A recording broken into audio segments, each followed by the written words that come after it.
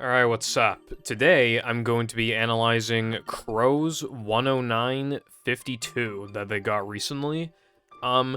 This is probably the last one I'm gonna analyze, at least for a while, because, like, I would just have to keep going higher and higher, and, there's kind of no point beyond, like, the sub 110 mark. But this will show you, like, generally, like, what you have to do to get a 109. So, obviously we had a look at my 1 flat 49. Then we had a look at Sam's 103, which is 3 minutes slower. Then we had a look at, well, not then, but we also had a look at Vaz's time, which was like 2.5 minutes slower. And now we're having a look at Crow's time, which is 2.5 minutes slower than that. So, yeah, like, there isn't really any point going beyond that.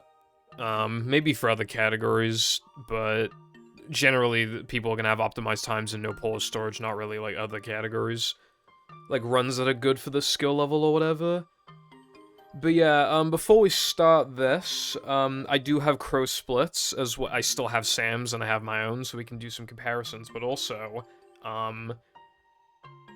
Crow wanted me to note 3 things, but I don't really feel the need to note like 2 of them for now. I think they'd make more sense in the context of, when we actually look at the run. Although, they claim to have a bit of stick drift going on. Like, the controller had been drifting recently or whatever, and, I mean, I wouldn't know, because I'm not them, but I mean, I guess I'll take their word for it, but yeah. Also, once again, like normal, I have to assume that the loads are like, I have to assume that they're pretty average. Yeah, so I did notice from verifying Crow's runs before that, the game is, like, out of sync with LiveSplit. Like, the game is more delayed than LiveSplit on OBS.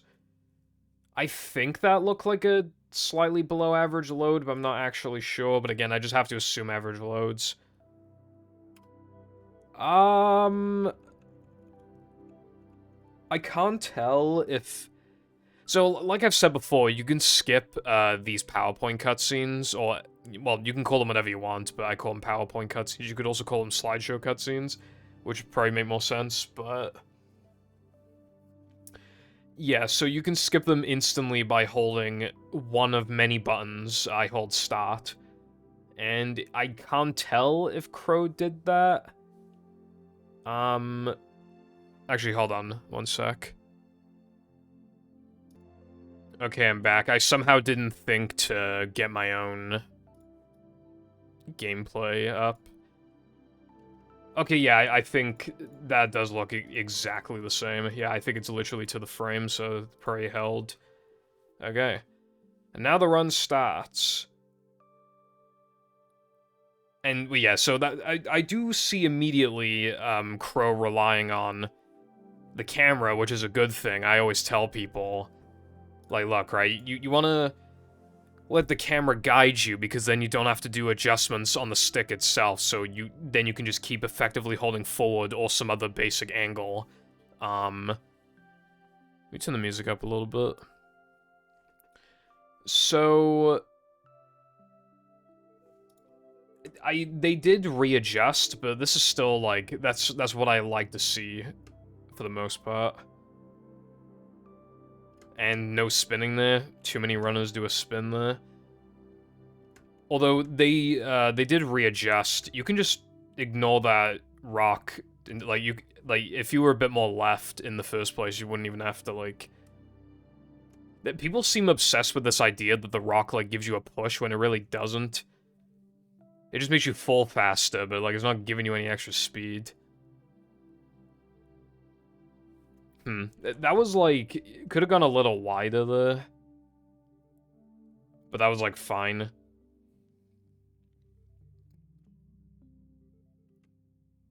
And now we get the slide skip. Didn't set it up for very long, and yeah, got the funny jump. Cool. So what I would note... that turn was a little wider than it needed to be, but that lost, like, hardly anything. There was also a little bit of hesitation. You can just hold forward the entire time, because you're not really risking a ledge grab. So you can just hold forward. I know we're only looking at no cheese at the moment, but the movement's a little better than I thought it would have been for somebody with like a 109. Again, there's like small, very small things, but like... And, does lag reduction. Okay. That's pretty impressive. Alright, I'm impressed so far. And does the buffer?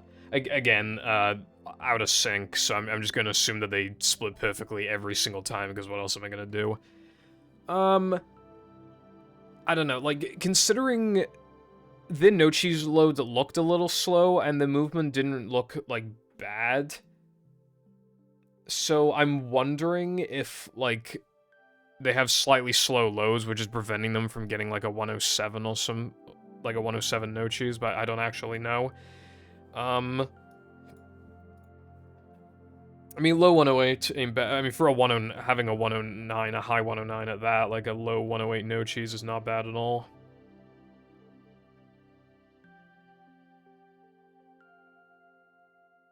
Like, Sam's no cheese was a 107.78, so... Yeah, so again, like, Crow's talking about, like, stick drift or whatever, but, like, I simply just do not know which parts are gonna be stick drift and which parts aren't going to be, so, you know, that's the problem. Like, there was readjustment there.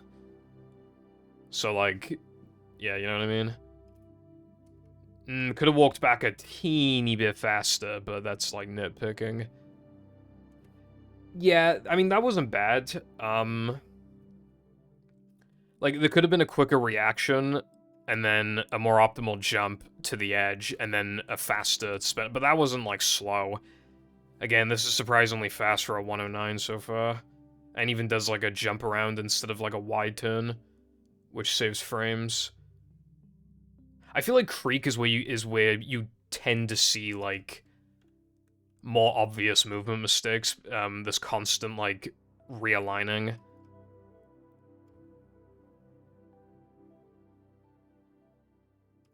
Part of the problem is going to be that less experienced runners aren't going to get the literal exact same marshmallow movement every single time, cycle every single time, because they're less likely to, you know, from the beginning of the level to the start of the marshmallows, they're more likely to have, like, these variances, from lack of experience. But other than missing balcony jump, I expect myself to make it to the marshmallows effectively pretty much every single time. So I'm doing, like, these very small adjustments, but not as, like, obvious.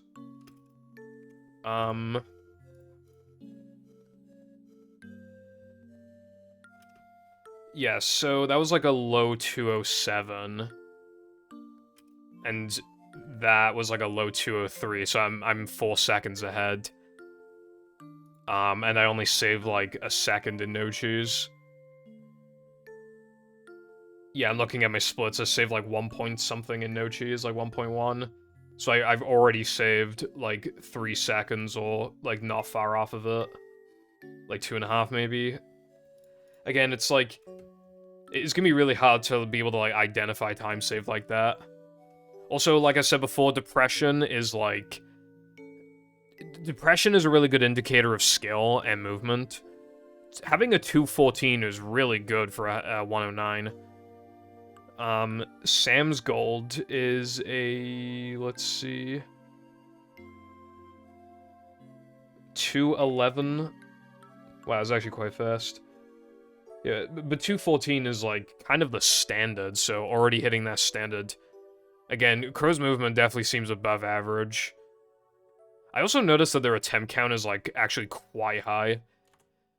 I come from, like, an era of the game where, like, everybody was, like, a super duper reset happy. And, you know, the game's harder now, obviously, but we also are more realistic with our standards, and we have more ways of making things consistent, especially via lag. So you don't really see attempt counts that high to get, like, a 109. But yeah. And that seemed fine. Yeah, like, I feel like, I've seen more people recently, like, skip the foggers, and I actually kind of think that's a good thing. There's too much variance that can happen with them hitting you, or you go for a spin and you don't even hit it. Because, again, it doesn't only lose 3 frames to spin there, because you're also having to have purposely bad movement. Well, not bad, but bad compared to going in a straight line to manipulate the foggers to hit them in the first place, when you may just miss them or get hit anyway. So, just considering, like, at this level, like, you're not really gonna have a manly problem, like, it makes complete sense why you just don't even, like, bother trying to hit them. Because, you don't need the manlies. And they're doing the half a second time save here. That's kind of risky. I'm surprised that worked. I'm honestly kind of surprised that worked. I feel like...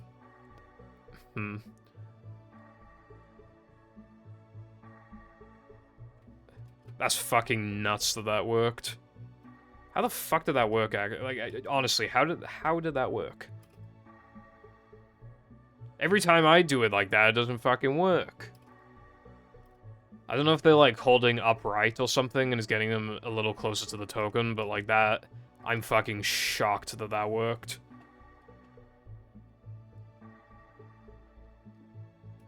Oh, okay. Popcorn stand? Alright, well, anyway, I'm still absolutely flabbergasted by how that worked. Because that could be a nice little time save. And they go for popcorn stand, which loses like 2.5. And then messed up a bit at the end here, but that's kind of expected. Turn didn't have to be so wide there, could have been a little more optimal. I don't know if the gold has popcorn stand. But, like, considering how they only lost, like, 3 off the gold. Yeah, they lost, like, barely over 3 off the gold. And they lost time off the jumps. I feel like the gold might not... If their gold has popcorn stand, and their actual gold would be, like, a 210, that's actually... I mean, a 212, then that's actually, like, pretty impressive. But yeah, the reason why they were doing popcorn stand is because, more consistent than the cone jump. I don't really like popcorn stand, but, like, it makes sense why, like, somebody would want to do it, you know?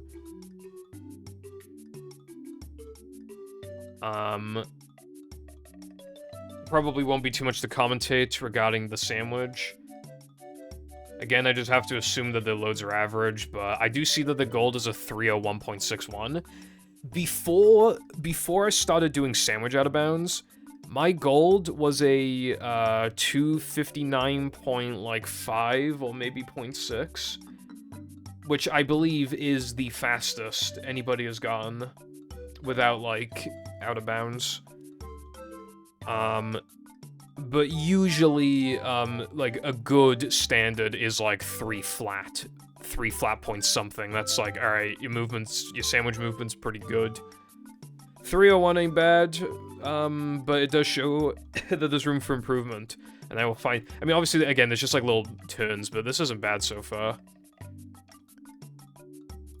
I think we've identified part of the problem. You want a nitro there. So, the only time you don't want a nitro there is if you're doing... what's it called? Fast sandwich out of bounds, because, like, you literally, like, need to preserve a nitro, but if you, like, I mean, I can tell that they're not doing sandwich out of bounds, so you want a nitro, because you're just going off-road, like, so you're losing speed, so there's no reason not to nitro there. You'll have the spin nitros. I mean, I don't know how much that loses, but still, it's, like, objectively free time save, so... Like that's something I've always, like... felt the need to emphasize, is that if something is, like, free time save, like, you should be doing it, kind of irregardless of what level you're at.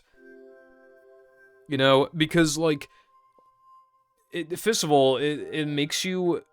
It trains you to be more aware of how to identify the little time saves, and, you know, to have the mentality of trying to obtain any little time save you can, any little advantage.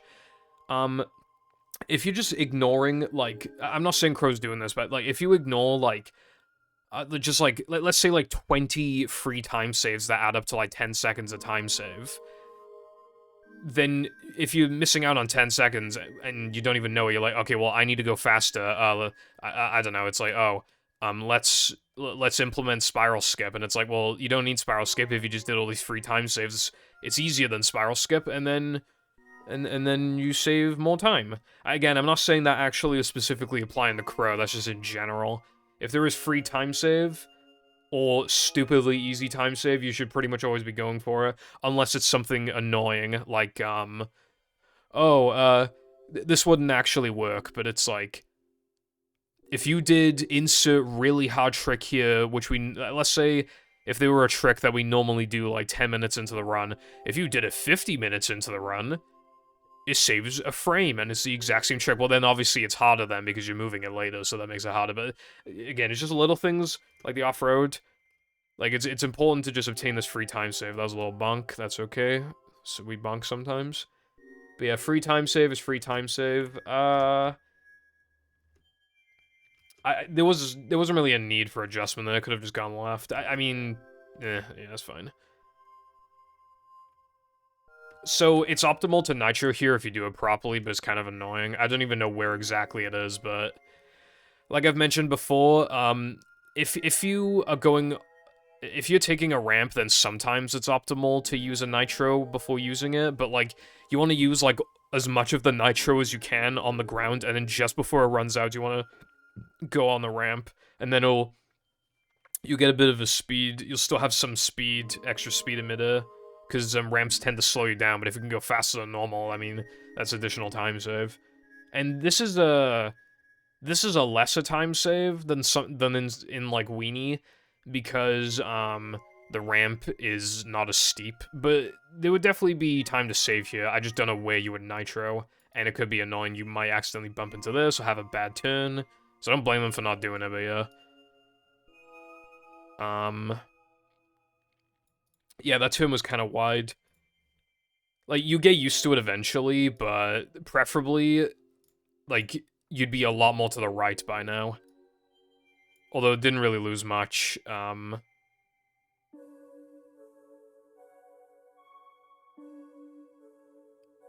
Yeah, so you can see that they have 2 nitros left. If they used the nitro earlier, then this would be the final nitro, and then they pick this up, and then they have 1 nitro left instead of 2. So again, it's just showing that like can nitro through the off-road. Oh, and through the tunnel. Actually, no, you wouldn't have enough to nitro through the tunnel.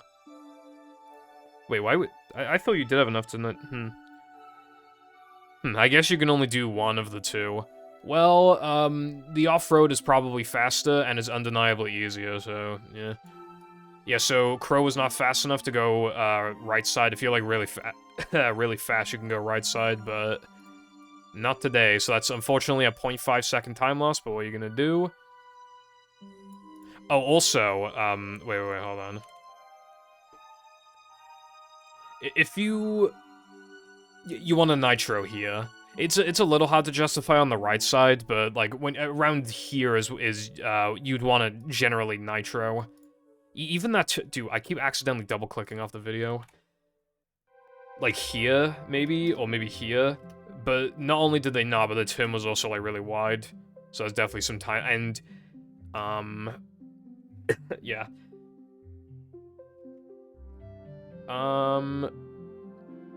You don't really want to use nitros in midair. That's kind of unoptimal, or at least we believe it to be unoptimal. In this instance, you would have wanted to have waited until you're like back on the bridge, you're back on the ground, and then you immediately nitro again, because it will run out before you touch the finish line. So that's just like small ways to be more optimal. And they know about skipping cutscenes immediately, so I don't really think I need to... Yep, that felt immediate. Okay. 3,000 miles to Shell Kitty. Okay, so I always talk about this. People jump into the cutscene. But you can, like, walk into it, and it's slightly more optimal, because you'll touch it a tiny bit faster. So you don't want your jump to be, like, perfect there. Additionally, here, you could do, like, a smaller turnaround and bash boost here. It saves, like, a quarter of a second, but it makes sense why you wouldn't want to do it.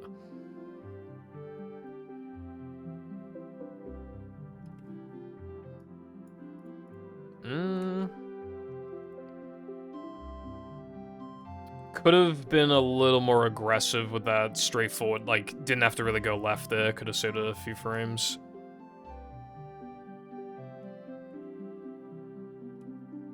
Yeah, that was fine. You could have gone more right, though. Little more right. I mean, it doesn't really matter, but, like, might have been, like, a teeny bit faster.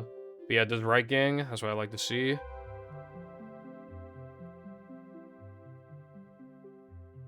Yep, that was all fine. And I believe they do bounceless. Yeah.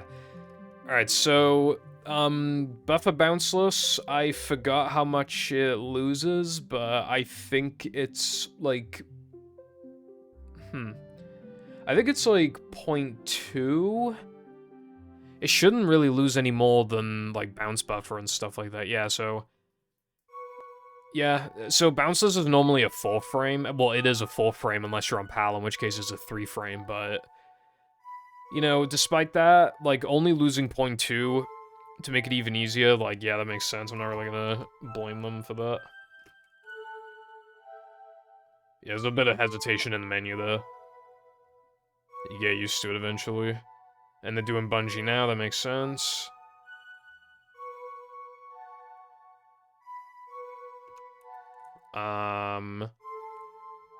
So...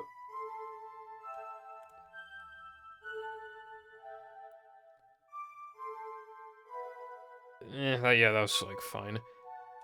Could have dived a tiny bit faster here. When you're on the final target, you don't really need to align yourself that much for the, like, obviously you don't want to get hit by the steam, but yeah, that could have been done slightly faster, but that's really nitpicky. Oh yeah, I think I forgot to mention this for the other videos, and I only just remembered now. I've gotten permission from all of these people to analyze their run, so yeah. Like, the point is being nitpicky, so I'm not trying to be, like, mean, of course, but yeah, I'm just trying to help people get better. Alright, so... One of the things a crow wanted me to point out is that, well, TLDR, we know why Mindy Skip fails now. It's if your loads are on a multiple of 4. Crow's route, this is very unlikely for most runners, but Crow's run does happen to be on multiple of 4. So... they abandoned 3k bungee token buffer after this run, so they're losing, like, a little under 2 seconds for that. I did suggest them after the fact that they could just skip, like, the weenie load, but I'm not sure. They're taking a break from no pause storage currently, so I'm not sure, like what they would do when coming back. Hell, they might even implement a strat that removes or adds a load, and then it's not even an issue, but yeah.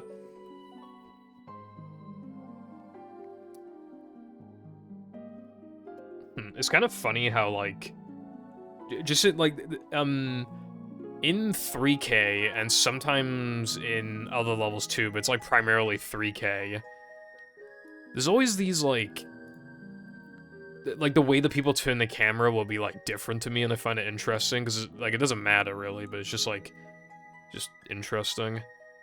Well, I don't really know if I like that camera angle, because the boxes kind of get in the way a little bit.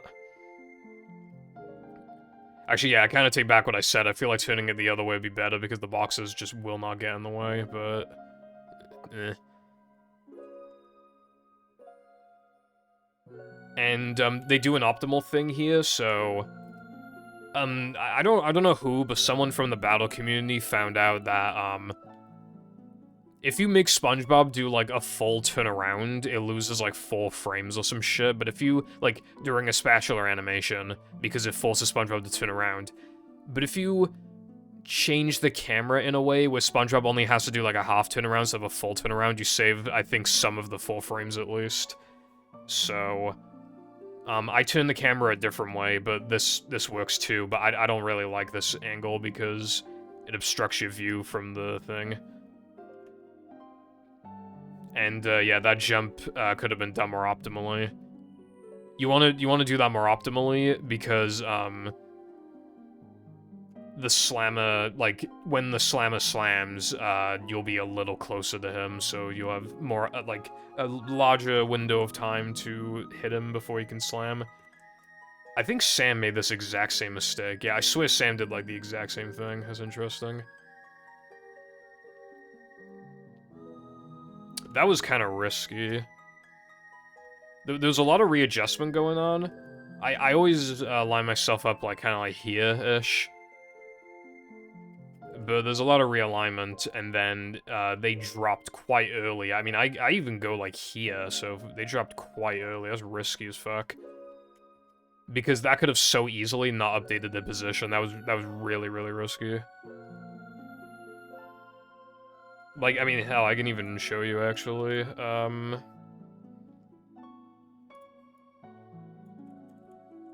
Yeah, also, this is what I mean about, like... Yeah, I feel like that angle's, like, better. This was before we knew about, like, the turning things. That's why I do it unoptimally, but... like I said, I have a more optimal jump here, so I have more opportunity to hit him. And it's just faster anyway, because you're not, like... Your angle's not getting fucked.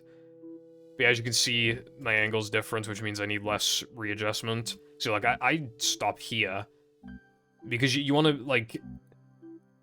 I mean, this is still a bit low. I could have gone, like, here, but hopefully you get what I mean.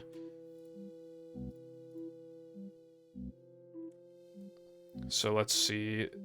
Yeah, they are not wasting, like, any time with these bash boosts, though. They're fucking going fast. Yeah, so for this is a bit finicky. It's a little field-based, but there's, like, a part that sticks out, like, the most. To get the most consistency with it, you want to, like... You want to have, like, a pretty, like, front-facing angle, and then you want to, like, ledge grab, like, the outward-most point. A little hard to describe.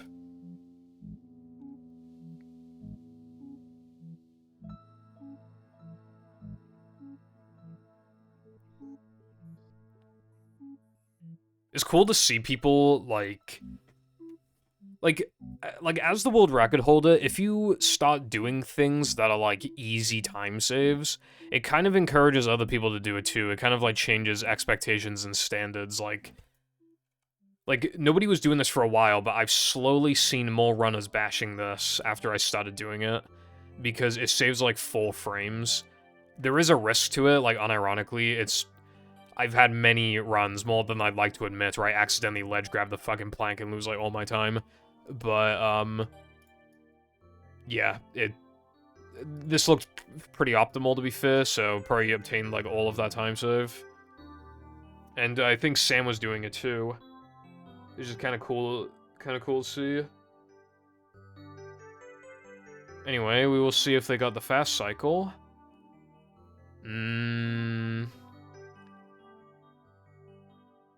Okay, that worked out, but being left here is better, but it worked out, so I guess it's fine.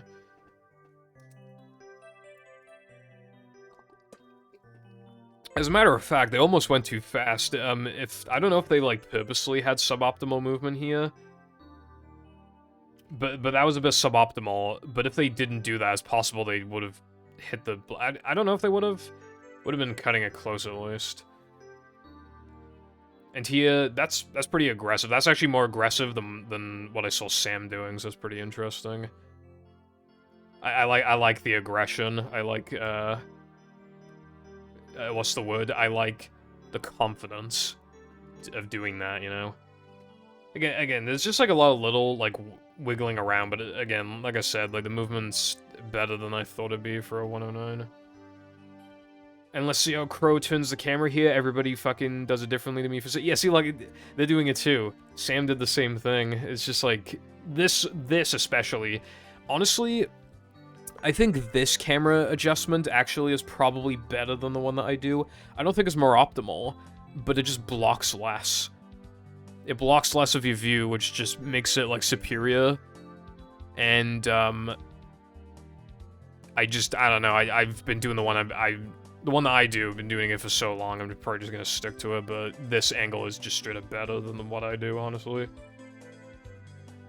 Yeah, you want to spin the jellyfish there, it usually gets in the way. You want to spin the jellyfish. It's not like you get nothing out of it either. You lose 3 frames, but you get manlies for it. Also, they did the cartwheel buffer. That is nice to see. Everybody does this different from me, and they're always slower than me. They gotta stop doing what I'm fucking doing. Every time, bro. Every time. Every time, bro. Right? Like, every runner under the sun does this. But, well, not quite that, but they do, like... Okay, but this is less obvious, actually, but... Hold on, where's my button block?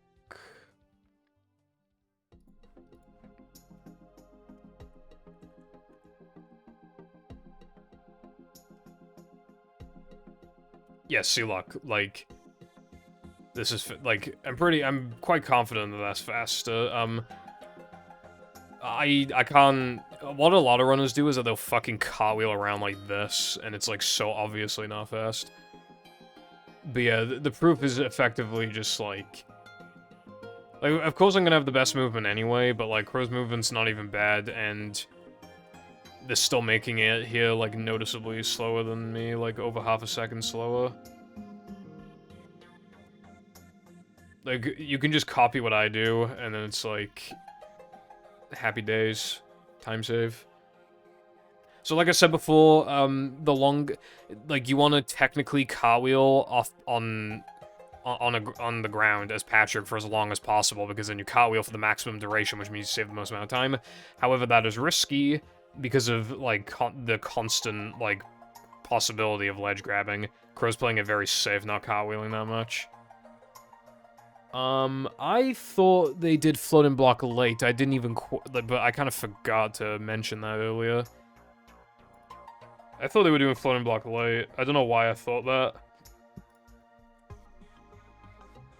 I mean, at a 109, you don't need it, but I'm still a little surprised.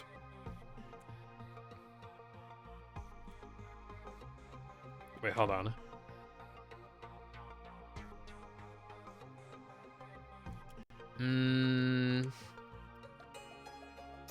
That was a little... I feel like maybe walk a little more, because otherwise, if you weren't careful, your position might not have been updated, and then you could have been knocked back to the pad. So a lot of runners will get hit by the spit here, but Crow slowed down for like a very tiny amount of time, and that caused them to not get hit. And this is the only thing I actually know of this run. I knew this. I just clicked on a random point of the run and I saw it. Because I was trying to, like...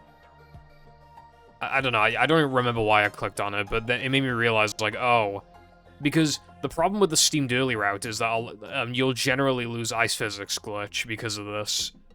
But if you just... But then after I saw this, I was like, oh my god, if you slow down for just, like, a tiny bit, like, you'll be fine. That's fucking genius. I don't know how no one thought of that, but yeah. And then you don't lose like 7 seconds later on, and that was good. Jumping to the big box. I guess that makes sense. Why... This might sound like a weird thing to ask, but why don't I do that? The bad on the cycle I do. Why don't I do that? I mean, that would barely be any more optimal because it's coming... Actually, it's approaching this way anyway. Maybe I don't even know if it's save time. Maybe that's just a standard we had back in the day because we were not good enough at the game to, like, jump on the stack of boxes without, like, brushing up against it or something.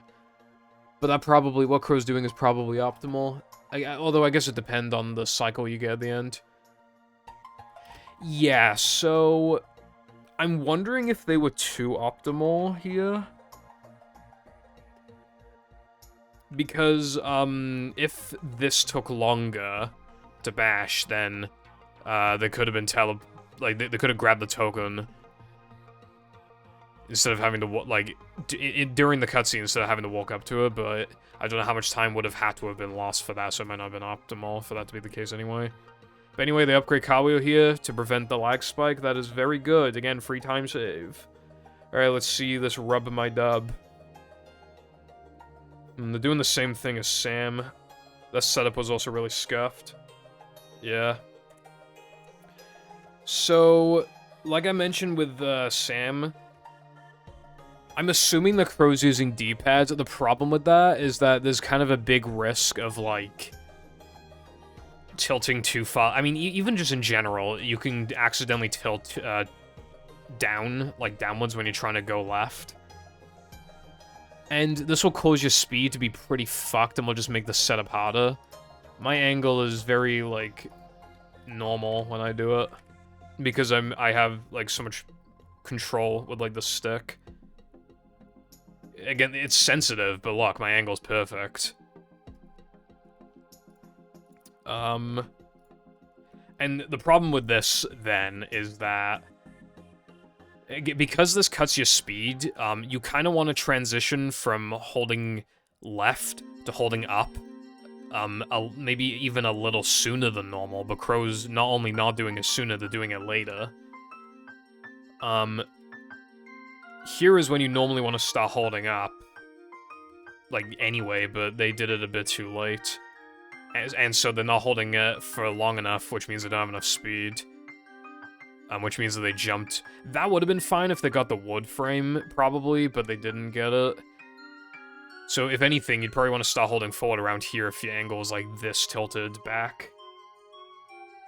So yeah, that makes complete, like, it would have worked with the wood frame, I'm sure, but yeah. So it's kind of a fatty time. I forget how much rubber dub skip loses, because when I miss, I just reset now. Alright, that was better. Because they jumped a little later, but again, like, there are ways to make this easier.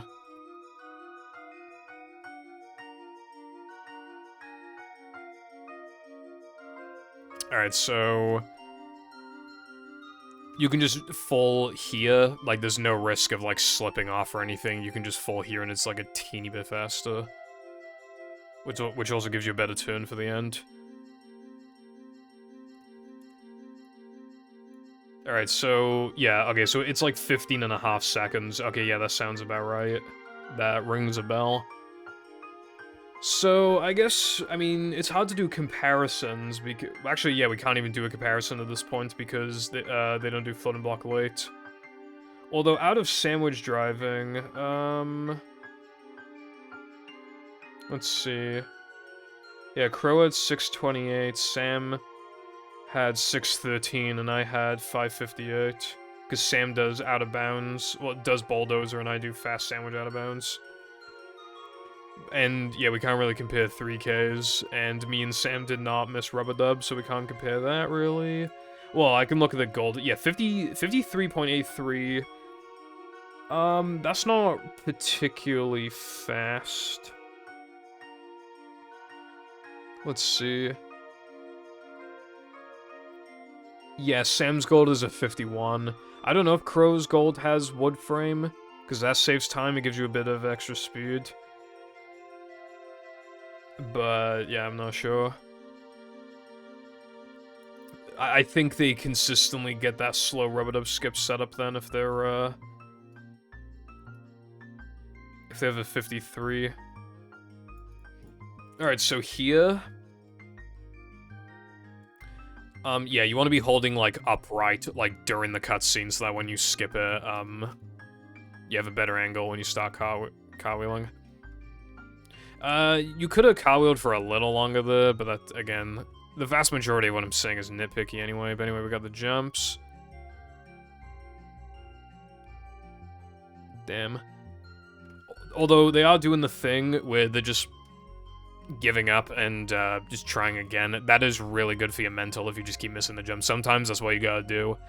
Obviously, if you're far enough up the slide, then that's different, but because it was just, you know, it was very, very unlikely to recover that. If you just give yourself a mental reset, you're so much more likely to be able to start chaining the jumps. Do you have any idea in the past how many times I would miss like a million of them in a row, like force myself to go all the way to the bottom so I get the mental reset and try again, and then I get perfect jumps. Do you have any idea how many times this happened? So it's good that they are doing that, and they stopped at the right point so they're not doing any extra jumps than what they need to do. That's good. I do a faster fight here, but it's not recommended, so yeah, that was, like, fine, other than... Why did that happen? Okay, I think that happened because they failed to kill the slammer. Yeah, it manipped the spinner to... yeah. Alright, so if that happens, you want to back up a little bit. Because if the spinner doesn't register that he hits you, he'll just continue attacking and you'll lose extra time. So it would have been optimal there to, like, well, either cartwheel underneath him to kill him, if that works, which I think it does, or back up, wait for him to land on the ground, and then kind of walk into him. So, yeah. I think the movement's a little more sloppy when cartwheeling. I feel like I'm noticing, like, more movement mistakes when it comes to, like, cartwheeling. Because that was slightly unoptimal. That was unoptimal, and that was unoptimal. This, rather. And yeah, they had to grab the extra health. Well, they didn't have to. Yeah, see, look, there was health. Yeah, that wasn't, like, necessary. Actually...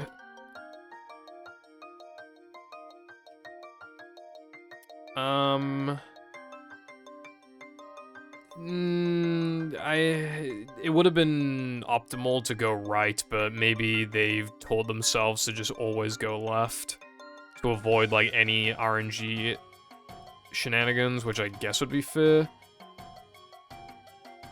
Okay, so so they're doing the thing where they end this slam animation early, which is normally only really done for disco. I mean, it does save time here. There's I don't know, I mean, yeah, I guess it's fair to go for it here too. I feel like it's harder doing it here than in disco, but I can't really figure out why I feel like it's harder here than in disco, but it feels like it'd be harder. I'm trying to think of how it'd be harder here than in disco. I don't know. Well, I mean, nah. Yeah, I don't know. I mean, I guess it'd be the same difficulty. But yeah, the slamming on the, highest stair, which is what you want to do, yeah. So they said something, yeah, so, another thing that they mentioned, or I think the final thing that they mentioned was, they had an input drop here. Which is why they spun, I guess. It's hard to know if people are telling the truth when it comes to input drops, because it might have just felt like it, but, like, I've only been using input display for a little bit, and I literally have, like, I have evidence. Actually, in the movie, I think I cut it out, but in the movie tutorial as well, that I'm working on, because it still somehow isn't out yet, and in one of my runs, there are 2 points where it is just without a shadow of a doubt that I got input drops. So, I believe it more now when people say it. Because we have proof of it happening, so, yeah. And they tried to do the same thing here, but they did it a bit early. It seems like 0.2, it's not like a huge thing, but yeah. And they go for the buffer here. That's what I like to see. There is a ledge grab skip here, but it's actually quite hard.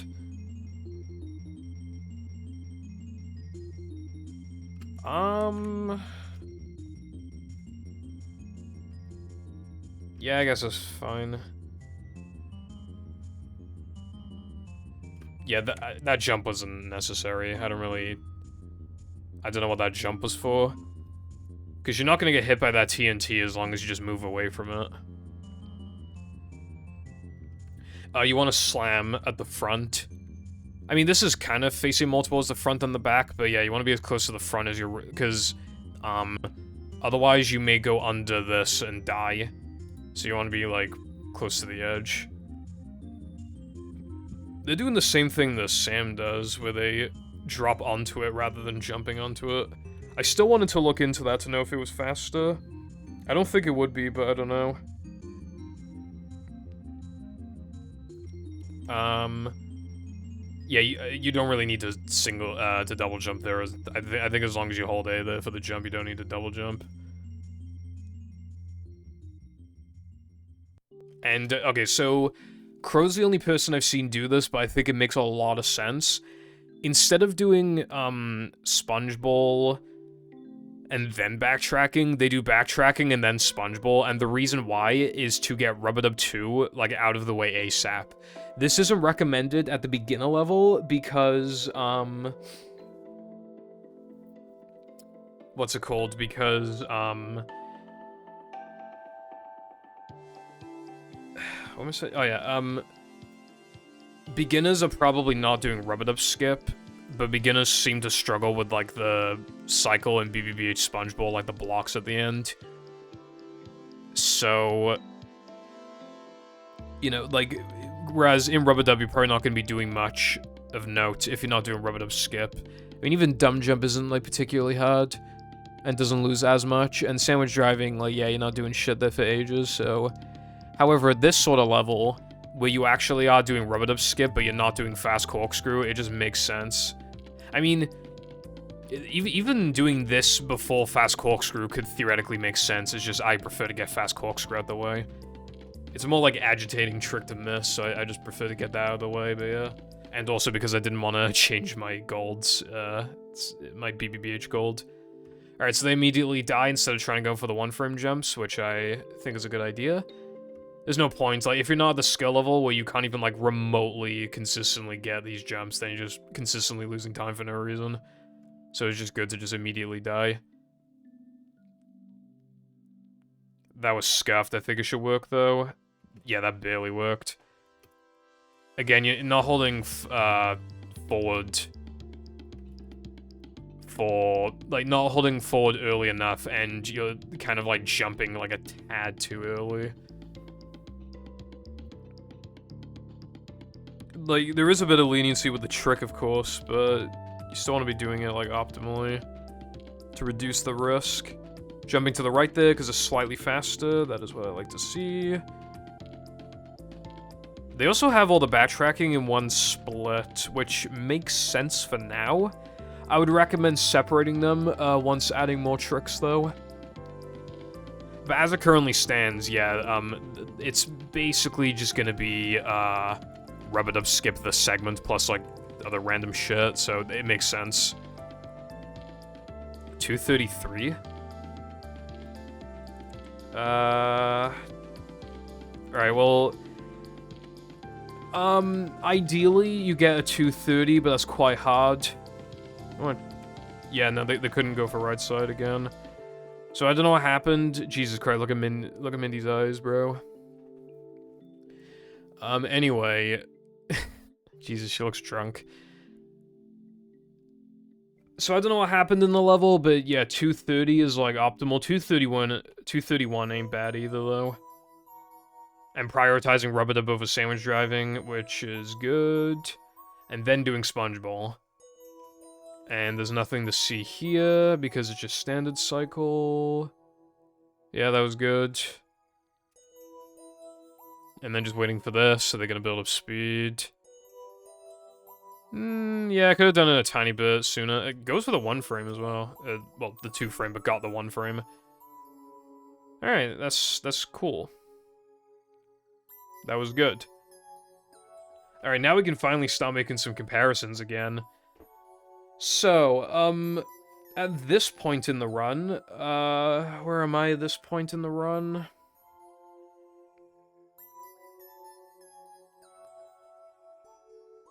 Okay, so 2012. And Crow has 22:32, so a 2-minute, 20-second difference. And, well, so what could be responsible for that? Yeah, not doing 3K floating block late, no fast corkscrew. Missed a token frame, I think, in 3K Sponge Bowl.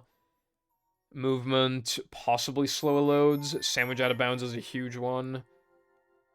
Missing Rub-a-Dub skip, and the Rub-a-Dub skips being a bit slower in general.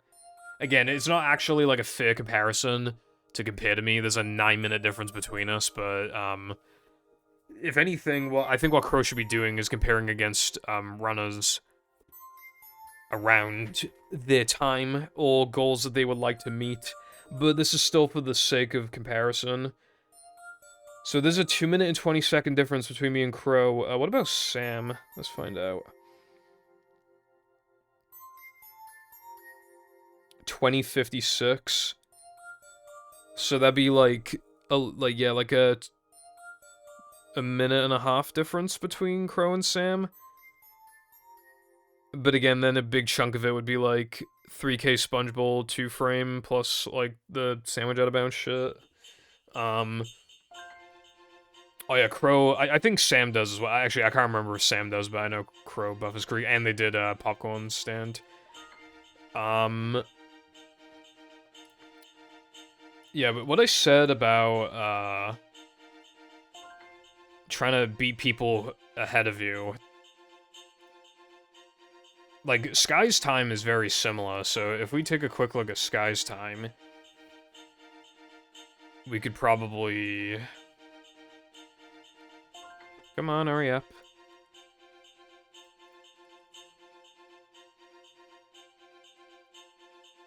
Okay, yeah, so, wait, 1847? Oh, they do the, Sky, I swear to God, Sky. Latte got their time recently. Latte time's like a minute and a half faster, so this would be a good comparison. Because the routes should be exactly the same. Entering Weenie.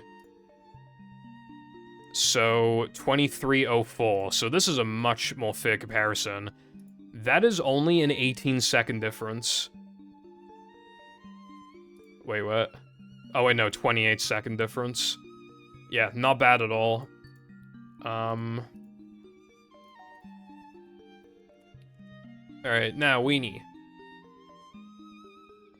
Yeah, driving through the oil, that's what you want to do.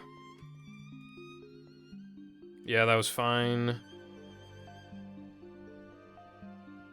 Yeah, so, you want a nitro, like... Fuck, it's been a little bit. You want a nitro, like, here-ish, or maybe a bit earlier. Because, again, nitro, you know, getting the most out of it. This saves, if you do it perfectly, this saves a quarter of a second. So, like, you want to be doing it. It's an easy time save. You actually don't really want a nitro here. It is technically optimal, but not only does it save nearly nothing, you can easily get fucked. You could get a lot of height, or you could get thrown into the wall. It's happened to me a number of times. If anything, I've kind of just dropped it, even though it saves like a frame or two. So you shouldn't be doing this. You should be nitroing here instead. Especially because, like, they nearly touched the oil, and that would have been, like, additional time loss. Could have taken a left there. That would have been slightly more optimal. That was really good.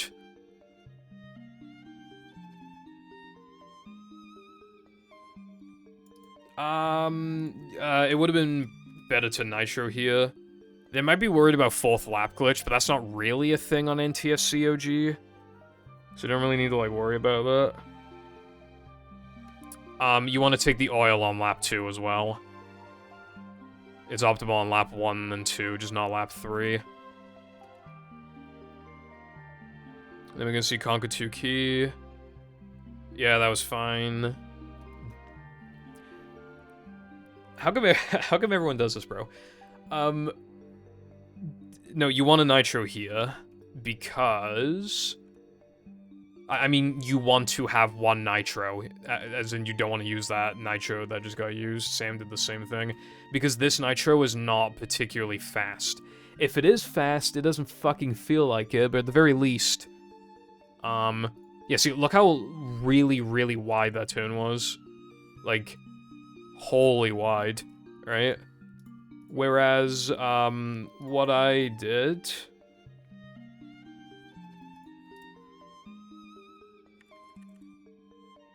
Hold on. Like, watch now. Look how much faster that was. And, it's a pretty good nitro point, too. It's, like, immediately after that corner. Whereas, like, this was a less optimal nitro usage, and I personally don't think grabbing that nitro is fast. I think we didn't know that not grabbing it was fast in my 2020 tutorial. But, yeah. Yeah, so you don't want to go through the oil on lap 3, so that's good. However, you don't want a nitro, like, here. You want a nitro, like, around here somewhere. Like, this is your visual cue. It's like in the middle of this black, like, circle, whatever it is on the floor. Maybe a teeny bit further up than that. You'll get, like, perfect nitro usage that way. And a repause, but that's fine. I'm surprised they do that. It's hard to make this optimal. But they did it pretty fast. Yeah, I'm sure they're saving time from that. That's just surprising. Because I didn't even see Sam do that. But yeah, that's another way to avoid a lag spike, so that's cool. That means we could do a more direct comparison too. 312.97, and my segment time was 309.96, but I usually don't get 309. That was kind of, like, rare. I usually get, like, high 310 or some shit, so, or, like, low 311. But yeah. And we can also compare Frogfish as well. Yep, that's good. Yep. And then standing by the bones as well, that's what I like to see. However, they didn't slam high enough. You want to slam high enough because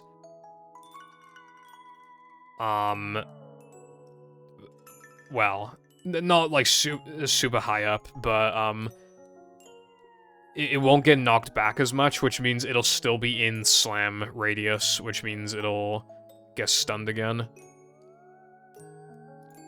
And you could, yeah, could have been a little more aggressive than that. Like, well, I stand like here, but you could stand here too, I guess. But like, you'd probably want to be standing a little closer to the front, because look, like that could have been done like almost instantly. Like that was still fast. That wasn't bad at all, but yeah, could have been a bit faster. One flat's not bad though, and they do pull skydive, which is fair, only loses like a second. And yeah, this seems fine. So I can probably just skip ahead a little bit. You can be to the right of this dot as opposed to the left. That'd be a little faster, and it's completely safe.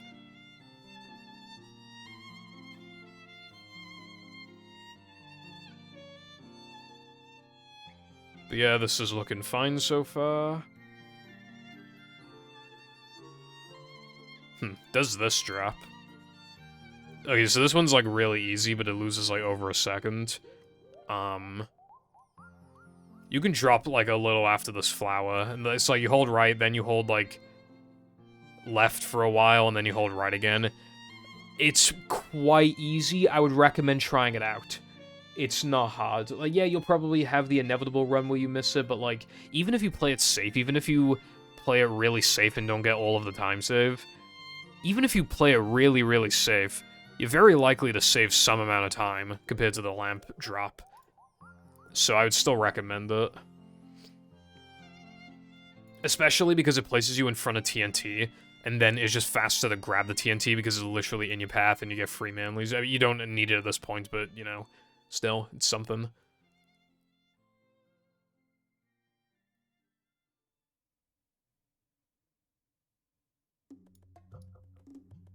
And goes for the super jump, misses it, yeah. Despite being buffers, these super jumps are a little harder than they look to do buffered, because it's hard to see and gauge distance with the shell. So it can be a little tricky. Doing buffers on an OG controller must fucking suck. Alright, that was cool. I don't know if we ever looked into it, but it makes sense to try and touch this as light as possible. Because, if you... It might give you a better combo here, possibly. I'm not sure if it does, but it's, like, it might. So smart. Could have cut the corner there a little bit. You don't really need those manlies, could have skipped those. And could have... I don't know. I don't see the point in, like, grabbing, like, the boxes earlier when these are, like, practically directly in your path. And they give you more. Well, I think they try to grab them, but yeah. Also, if you're optimal enough, you can grab, these two in one hit, but you have to be pretty optimal. But, yeah. And, yeah, not many people do this, but it makes sense. Instead of doing the second super jump, they're doing the flower jump. That's not the interesting part. The interesting part is the camera adjustment. They zoom in and they tilt the camera so they can see better. And, yeah, whatever works. And goes right side. Yeah, right side here. So, like, yeah, they clearly do care about, like, these, like, easy time saves. But I think they're just not aware of some time saves or whatever. Like, some of these small time saves have been bringing up.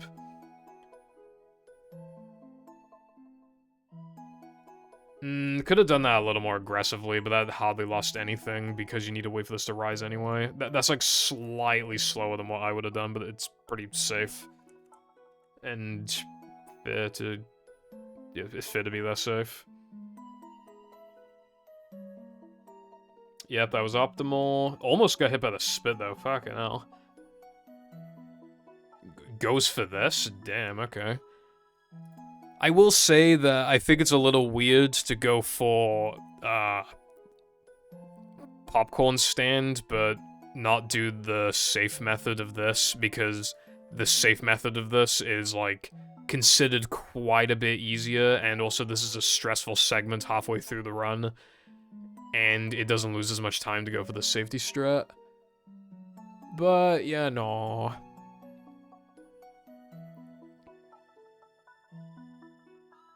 Yep, jumps into that. We've started, like, making that the norm recently. And doing bungee now.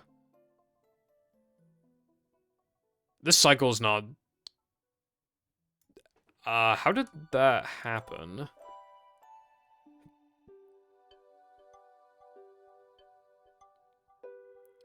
I'm surprised that even, like, happened. I think that was a bit of a choke. Although I really do like that they, moved away from this to, not get springy legs. However, I'm kind of realizing something. I don't know if... I mean, it seems like Crow normally doesn't go for that, buffer there. Because they went out of their way to avoid springy legs. So I think their route is on a multiple of 4 without this 2-frame, but I don't see the point in not going for this 2-frame because it's the exact same difficulty as 3K. It saves the same amount of time too. It saves 2 seconds. You miss out on some manlies, but you don't need them at this level. And again, like with like the rock slide drop and a couple other things, you can just make those manlies back regardless. So yeah. Also, if you want, even if you are doing this and you want to grab as many manlies as possible, it'd be optimal to do this in a way where you bowl this. Like, you bash the spitter, you bowl this, and then you bash the spitter the second time immediately to get a better combo out of it. Well, I don't know if it gives you a better combo, but it probably does. It's not going to give you a worse combo at the very least. It doesn't bowl this. It's a little risky, too. It can be a little tricky, but yeah, it's like, if you need manlies, I mean...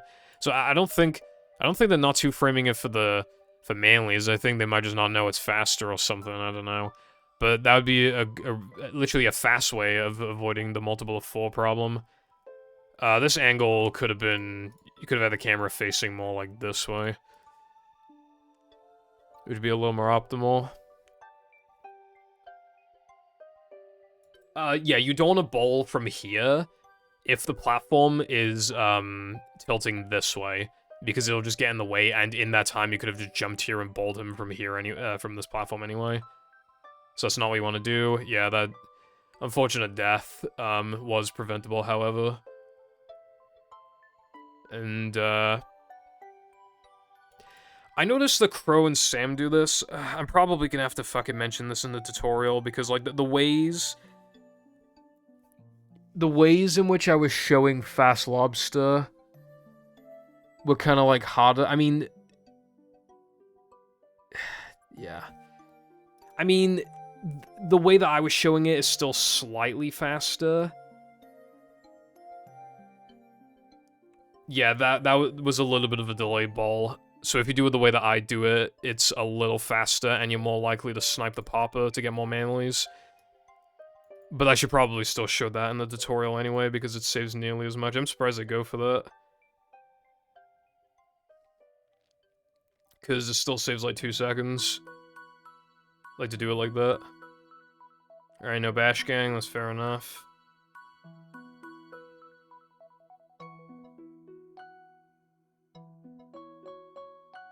It's kind of funny, I've noticed actually, like, multiple things that they do slightly more optimally than Sam.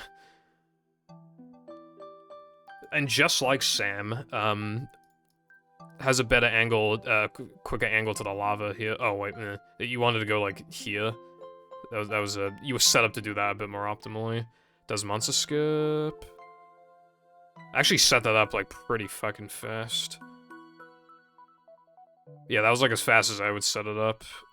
That angle's a bit scuffed, but again, everybody has different monster skip setups, so it doesn't really matter. Just, like, whatever's consistent, really.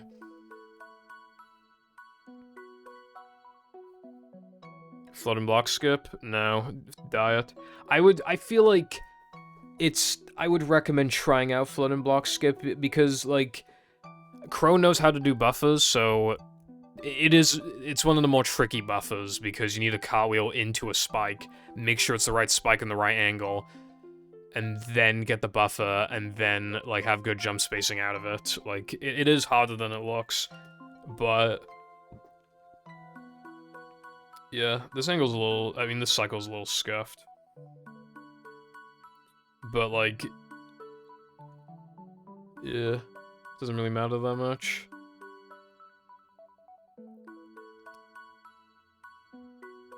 Yeah, that was, like, fine. And doesn't buffer this either, which...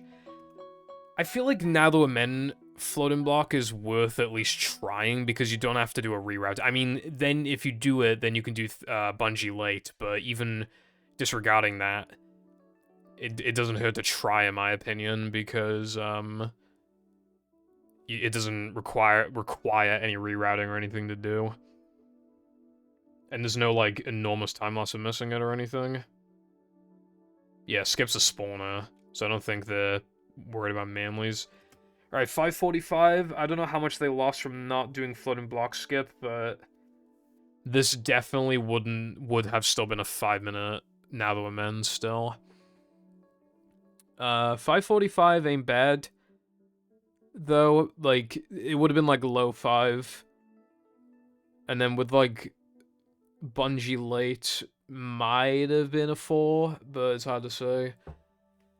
Alright, so they had a 36-18 going into Now That We're Men, and Sam had 30-33. So there's like a 5.5-minute difference. It's pretty hard to identify that amount of... oh wait, I was looking at Now That We're Men. Wait, hold on. Oh no, I'm literally looking at Crow's splits. I'm looking at the wrong splits. I was literally looking at their own splits. Oopsies, bruv, oopsies. Let's see. 28:49. So, under 2 minutes. Not bad. Although Sam got a pretty fucking fast Now That We're Men. So at this point, like, trying to compare Crow's splits to mine and Sam's would just be downright unfair. I mean, it already was. Maybe I should be looking at Latte splits a bit more. Because Latte was only like 20-something seconds ahead at one point, like going into Weenie, so it'd be interesting. Alright, so 30-57, 30-33. Wait, really? Okay, so Crow was ahead going into Now the Man. Alright, so 36-18 versus 37-08.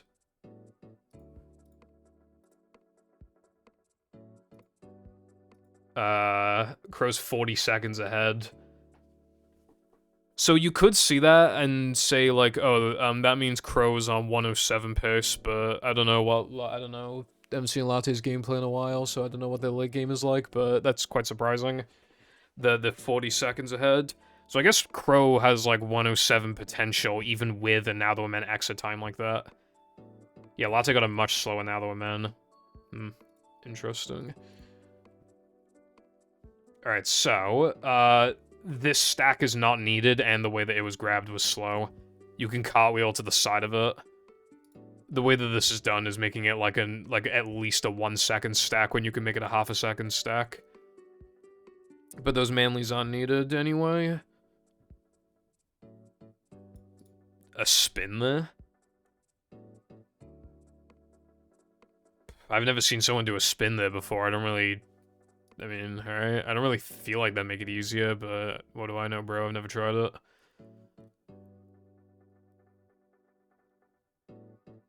Yeah, so no, yeah, no. Nah. Wait, hold on. Do they do Invisicrate? I'm gonna spoil it for myself. Do they do it? Ah, for fuck's sake, they do Invisicrate. God damn it! I was wondering. Okay. I don't want to go on a fucking like 5-minute rant again like I did in Vases.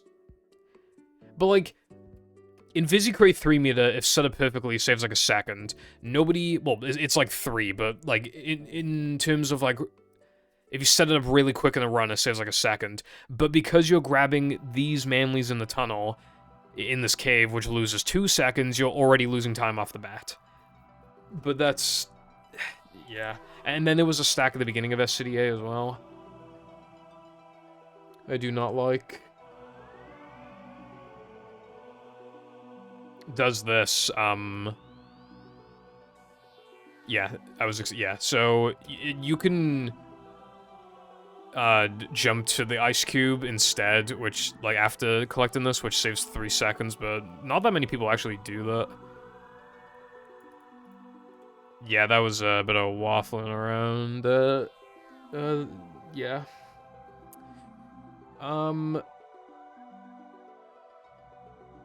He plays it a bit safe there, ooh. See, I feel like no matter what you do, this is always going to be, like, at least a little risky, which is why I just don't even, like, bother spinning. Like, that has its own risk, because, like, they spun too late, and who knows, they might have made it without the spin in the first place, so it's possible that that miss caused that to happen, but I don't know. But yeah.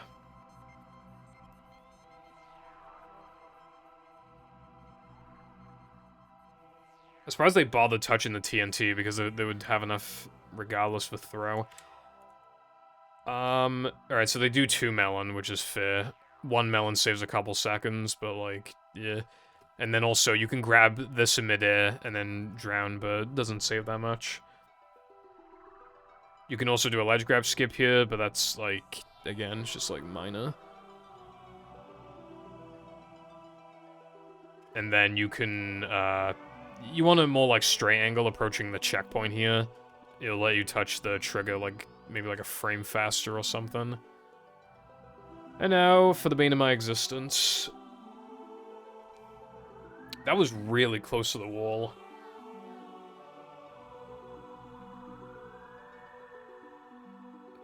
And yeah, see, Yeah, one of many reasons I don't like this fucking trick. So again, if you do it literally perfectly, it saves 3 seconds. However, there were issues here, so not saving any time. Nearly lost ice physics glitch.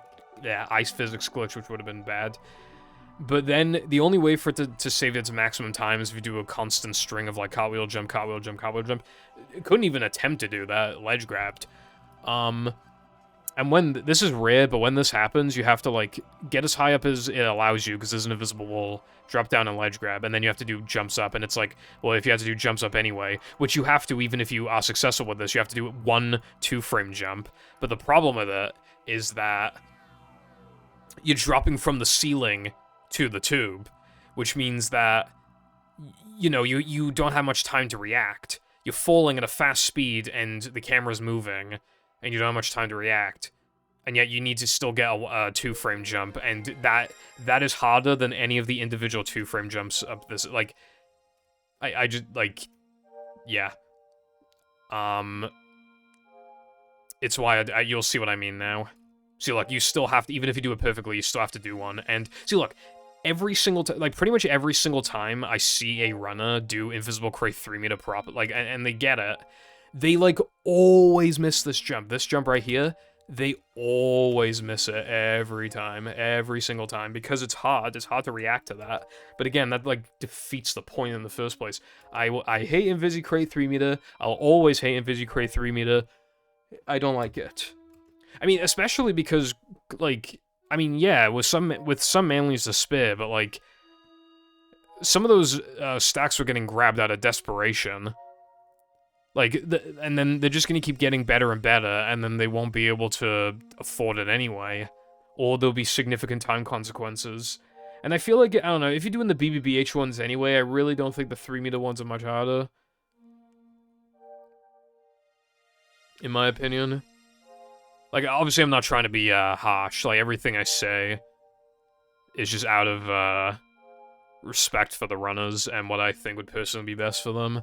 Because I would love to see people improve. So, something I realized recently... Well, we'll get to it in a bit, actually, but... actually, yeah, hold on. The spin is completely unnecessary. Making this jump is really, really easy. The spin is only there for the ledge grab skip, which you are not doing because you went to floating block anyway. So it's completely unnecessary. Could have built up speed a bit faster, but like, bruh. It's probably only like a 1-second time loss, if that. Yeah, but a bit of hesitation, like, you can tell when somebody's nervous depending on like what the sponge ball looks like. Although this definitely could have been a lot slower, to be fair. Yeah, that didn't work. It was smart to unpause there. Yeah, so I realized very recently that it's actually faster. So originally, it didn't matter that much how you did. So you could either, when you ledge grabbed, you could either do floating block, Dennis, sponge ball, or you could do sponge ball, floating block, Dennis. And it didn't matter. It wouldn't lose time because you have to do throwing through anyway. I realized that it actually is objectively optimal to do sponge ball after Dennis. Well, actually, wait, is it? Yeah, I think it is, isn't it? Oh, wait, no, fuck, I might be getting it mixed up. Basically, I'm talking about the cartwheel buffer at the beginning of the level, but I might be misremembering. No, maybe you can't do it from the ledge grab, actually. Hold on, let's look at Latte's run, because I know he does sponge ball later. So I might have just been saying some BS. However, what I would say would be not true, but if you flip it around, it'd be true. So let's see. Why isn't it letting me do 2 times speed? I love YouTube. Okay, yes, okay. So scratch what I said. It's objectively optimal to do sponge ball first because if you get the 2-frame, then you'll get the cartwheel buffer into floating block. So it's objectively optimal to do sponge ball first. So, yeah, ledge grab. I see.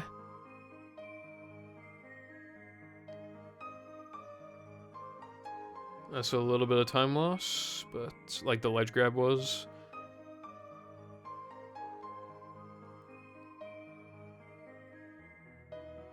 Wow, that was risky. Yeah, they're like a rotation, like a, oh god. So at this point, they're like 2 or 3 seconds behind me, and then yeah, it would have been faster to jump to this block and then this block and then this block probably. Should probably put more practice into floating block. It's kind of a level that people neglect a lot, but like, there's a lot of time to save. Like, okay, so that was 108, right?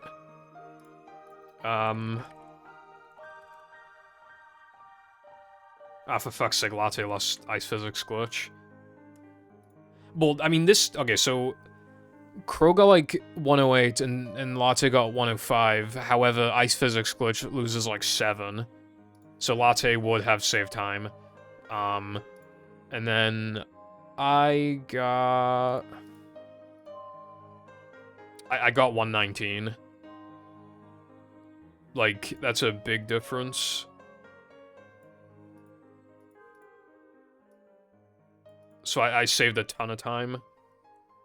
And I don't remember what Sam got. I think he got like 116 or some shit, but or like 115, but it's hard to remember. So yeah, I should probably put more practice into floating block. Is easy time to obtain there if, with some practice. Could have gone this way. You would not, because of where that spinner was positioned, you were not in danger of getting hit there.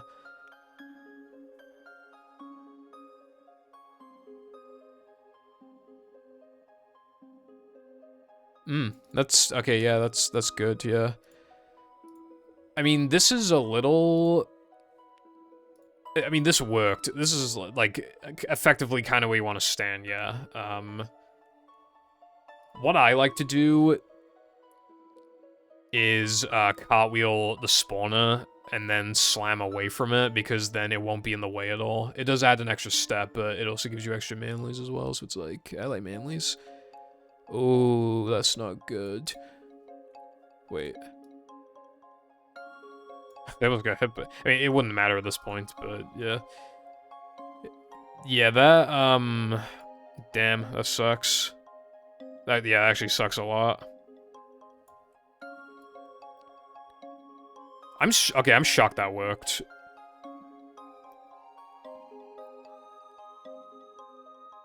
Yeah, that first one was, like, really fast. Yeah, so you don't want to let go at any point. It is technically optimal, but risk. You want to hold it for the maximum duration. There's no point in getting funny about it. I mean, especially because it'll throw the melon at a faster speed as well, actually. So I don't even know if it is faster to let go earlier, but even if it is, like, fucking barely. Yeah, there was no need to jump. You can skip this cutscene with B. So you can just cartwheel into the token. Like, you just spam B and then cartwheel into it.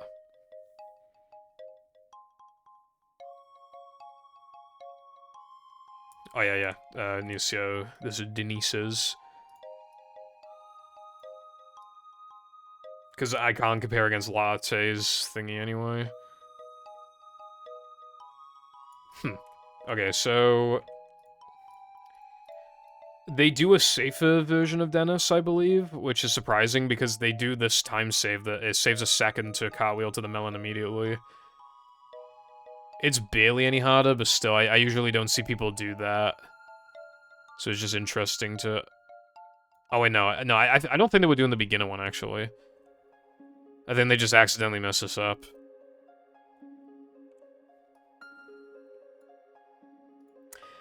I don't really see the point of moving away from the melon. Because you're gonna get, like, especially from this angle, because you're gonna get knocked away from the melon anyway. So I don't see what the point is of moving away from the melon. You'll get knocked back, and thus the melon will respawn regardless. Which then means that you can't do the explosion in time, so I feel like that time loss was preventable. because, where's Dennis?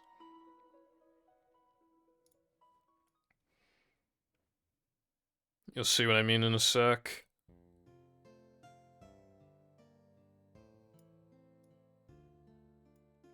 Wait, hold on. Wait, am I blind?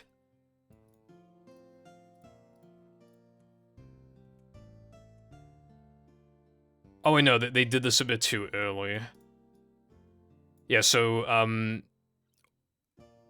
if you do that too early, then Dennis will continue attacking. Like, you'll deal damage, but you still didn't have to go that far away because you were gonna get hit by this anyway. So, I was right, I was just half wrong. But yeah, you want to be a little closer to the melon than that.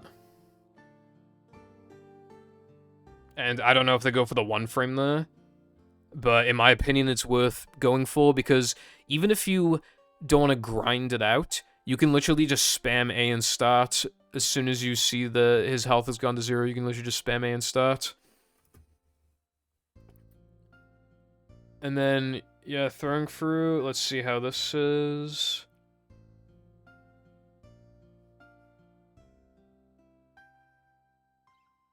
Okay, they're doing the old thing, I think. Yeah, this is all, like, kind of old. Alright, and they try to go for the buffer, unfortunately missed.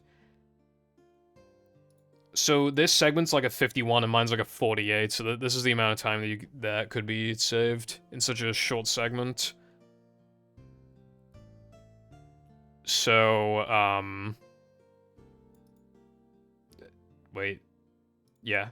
You want to cartwheel through here because it gives you invincibility frames here. And then I cartwheel to the Suna and then jump off of it. And then here, because I've made it Suna, I can go around and throw here. And then if you're fast enough, you can avoid this, but I was bad in this run. But yeah. I did like that they cartwheeled down the slide though, because that is the fastest thing that you can do. And time for Sunday. Alright, let's see what's happening here. I think the average around here is like a 430-ish, if you're not doing spiral skip or fast goob. I mean, not fast goob, Sunday jump. I've only looked at a couple people's Sunday segments who do like none of that stuff, but I think the average is like 430 or like 431. Wait. Yeah, so you can nitro twice across here. Like probably lost like half a second there. I think that's worth at least like trying out.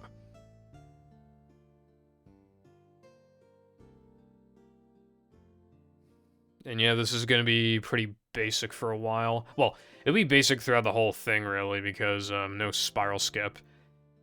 I think Crow has a modded OG, so I'd recommend downloading the practice mod and trying out, should have nitroed sooner, trying spiral skip out. Spiral skip is awful to practice if you don't have the practice mod, but they have the ability to use the practice mod, so I recommend, because it saves like 8.5 per attempt, I think, if you do it perfectly, so yeah, that's like 17 seconds of time save, and in my opinion, especially after getting a 109, I don't think it's like hard time save to obtain. But yeah, that nitro could have definitely been done sooner. Okay, that was unfortunate. I will say, sometimes it's not worth running into this TNT. It kind of depends on how far ahead Goob is here, because he takes a wide turn. So if he's a little ahead of you and then you do this, he might bump into you, which is why, like, it could be better on lap 1 to do a wider turn here if he's ahead of you. But ideally, he wouldn't be ahead of you in the first place. That turn could have been slightly wider, but probably lost, like, almost nothing from that.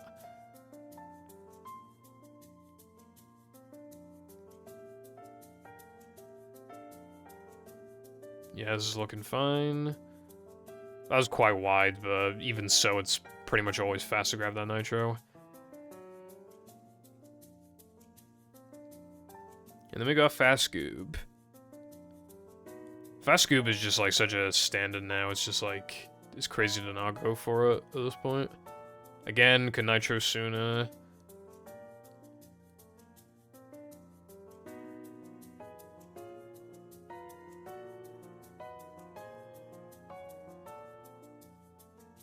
And I'm assuming... Okay, yeah, see, like, so... I don't know, like, if you're doing that on lap 3, it's like the exact same difficulty to do on lap 1. So you should be doing it on lap 1, in my opinion.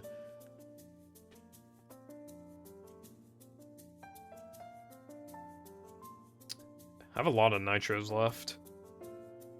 It's easy, like, it's hard to use up all of your nitros optimally in Sunday, because you get so many. It's easier if you do Spiral Skip, because not only does it require a nitro to do, it also skips a nitro. So that's 4 extra nitro uses right there. But yeah, it'll frequently get to a point if you're not doing those tricks, though, to where you kind of low-key have too many. Okay, so the optimal last nitro point is like here, I believe. I'm pretty sure it's here. It might be here, but I think it's here. Maybe here just be safe, but yeah, then you get like the perfect nitro amount. All right, we can do a comparison again. 51-13 and Latte got, because I don't think Latte does Spiral Skip, do they? Oh, they do. Yeah, so it'd be, yeah, 50-38, 51-13. So, Crow was ahead, but I would imagine where Latte caught up was that they probably had a more optimal 3-meter. But not only that, because that SCDA time loss at the fight at the end was, like, pretty nasty.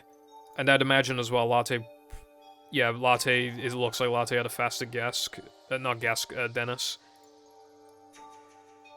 Although they did have a slower floating block, so... yeah. Okay. Gask. My beloved. You don't need these manlies. You can cut the corner here and it saves half a second.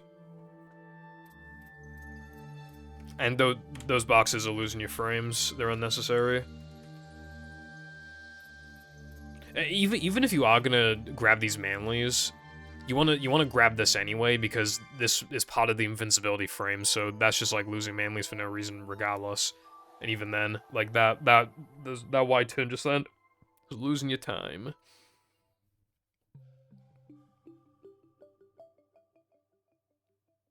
Yeah, the problem, like, this is hard to do optimally without, like, touching this, because it's fucking, the hitbox is stupid. But, yeah. Oh, they do a single jump. Pretty much everybody, spams A, because there's a cutscene, like, right underneath you, and if you take too long to jump, you'll be forced to watch it, and you lose, like, 6 seconds or something. I thought I was the only one who doesn't do it, but Crow doesn't do it either. They do a single jump, which is a bit risky. I don't why did they only lose 1 health here? Yeah, you could easily lose it, but, is there some other point? Again, these are unnecessary.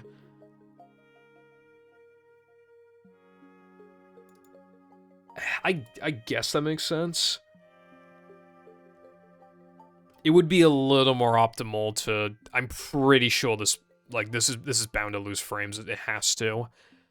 Though if you need manlies, it's not a bad option, but again, the manlies aren't needed.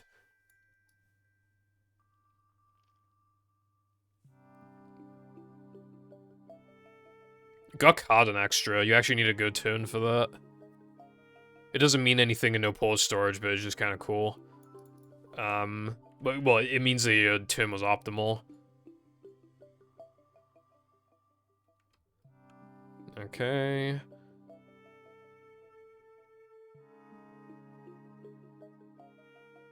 Yeah, it's looking good.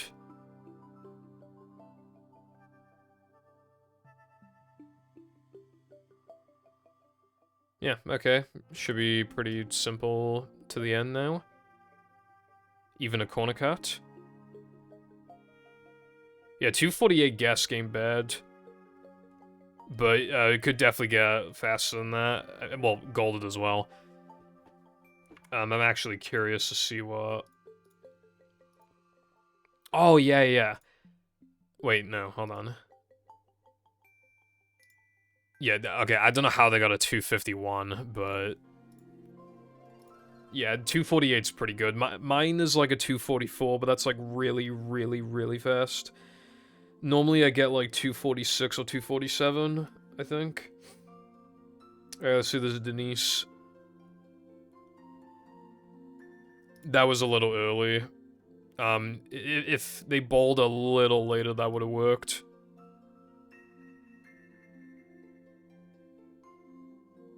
But yeah, that wasn't bad overall. Like, that could have been a lot slower.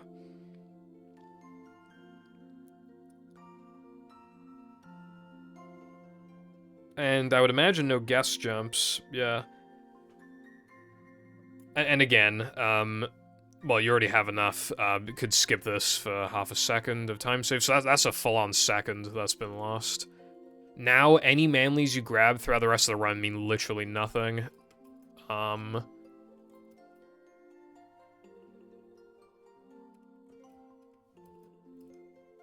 You could have touched the TNT, like, the tiniest bit faster if you approached it more, like, here. When I say faster, I mean literally probably like a frame or two.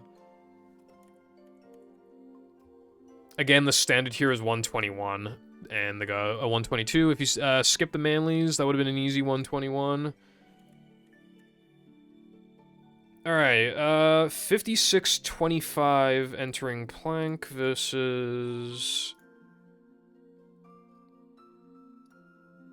55-51. Whoa, okay, so I'm thinking Crow might lose a lot of time in plank, then. If I recall correctly, I think Latte's planks are actually quite good. But yeah, 55-51. 56-25. There isn't a huge difference between the two. If anything, it looks like Crow's on, like, mid to high 108 pace. That's interesting. Well, also, okay, so you can do, if you hold select, like, after skipping the cutscene, if you hold select here, and then press B, it'll open up the upgrade menu, and then you press B again. If you do it optimally, it saves us, like, half a second. I don't think it's hard, personally. However, yeah, Plank is a bit weird. Like, Plank is kind of like Choke Central. Ah, box state, right? I forget how much this loses, but it's quite a bit.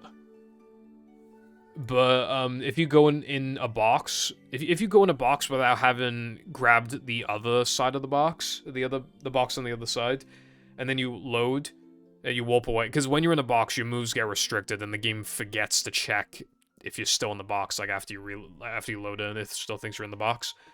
So, you can't take damage. You can still get grabbed by Hans and stuff, but yeah, you can't take damage, which makes this completely fucking free.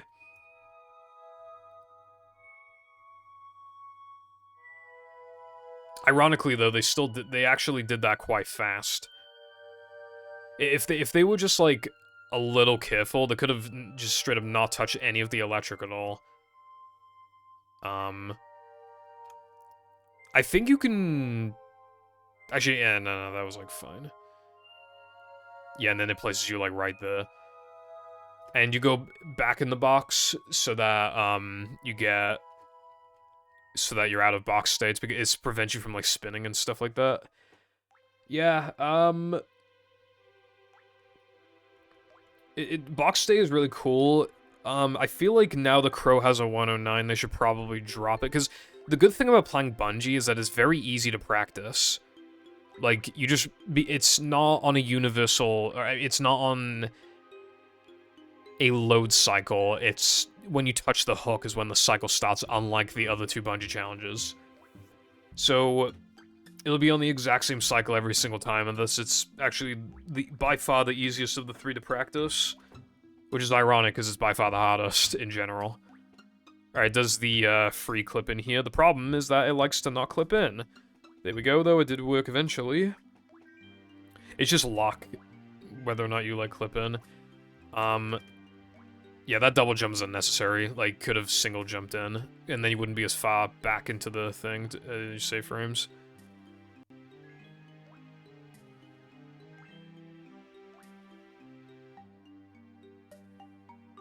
Yeah, way too close to the token to...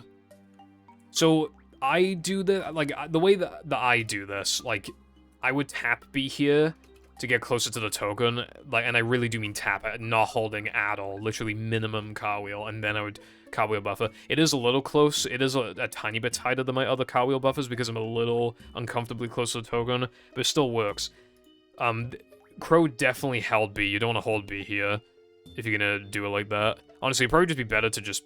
That would, like, they were pretty much touching the token, practically. That was never gonna work in a million years. Probably just be best to jump on top of it for consistency.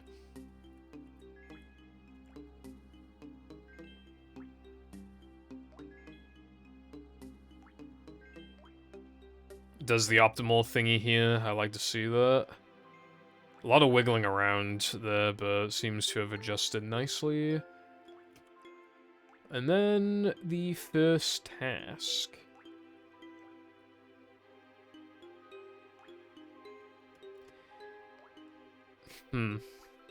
It's optimal to upgrade in Neptune, but... Wait a minute.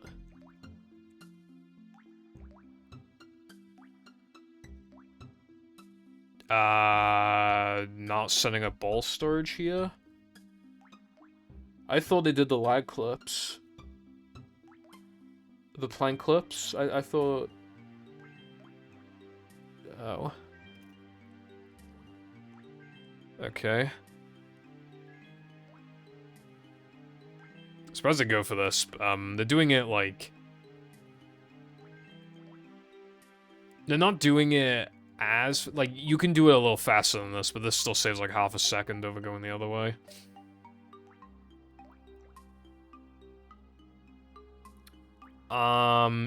You want to go left, right, not right, left. There is a difference, I'll prove it now. 1, 2, 3, 4, 5, 6, 7, 8, 9, 10, 11, 12, 13, 14. 14. And I did, let's see. 1, 2, 3, 4, 5, 6, 7, 8, 9, 10, 11, 12. Did I just get proven wrong? Bro, what the fuck? How the fuck was that just as optimal? Bro. I've seen people do right left and they always have like 15 or 16 wall jumps. How the fuck? They even slowed down a little bit there. What the how? Bro. I mean, it doesn't matter for me. What I'm interested in here is the hesitation by... There's a bit of hesitation there. Could have been a little... But the thing is, if you notice later on, they were almost in position to not wall jump here. So I'm wondering if you could do that in 13 jumps. I don't know. I'd have to look into that. I mean, it wouldn't apply to me anyway, because I gotta do the lag clip, but yeah. That's interesting. Alright, does the jump there instead of the bash boost to save half a second. It's recommended that you go around. I mean, even I usually go around because there's a decent chance you get zapped here.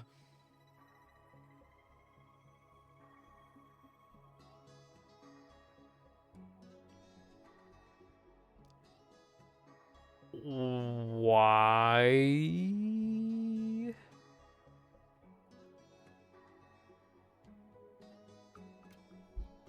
Why is Crow going for guitar glide clip but not doing plank ball storage? You know what the thing is as well, by the way, is that if Crow's run is on a multiple of 4, no cheese ball storage adds a load.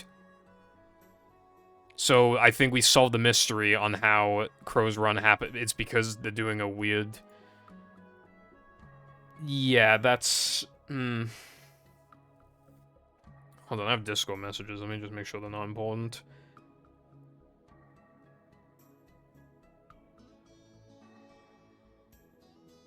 I can delay them for a bit. Yeah, so... I think this is just, like, some sort of brain file or something, because there is literally no reason to not do ball storage and plank. There's literally no reason not to. The reason why you don't, normally, is because you don't do the lag clip. Because you see those paddle wheels, you have to ball them, which means you don't get a set of ball storage. However, because you're skipping them, you can set up ball storage, so that's just free time loss not doing it.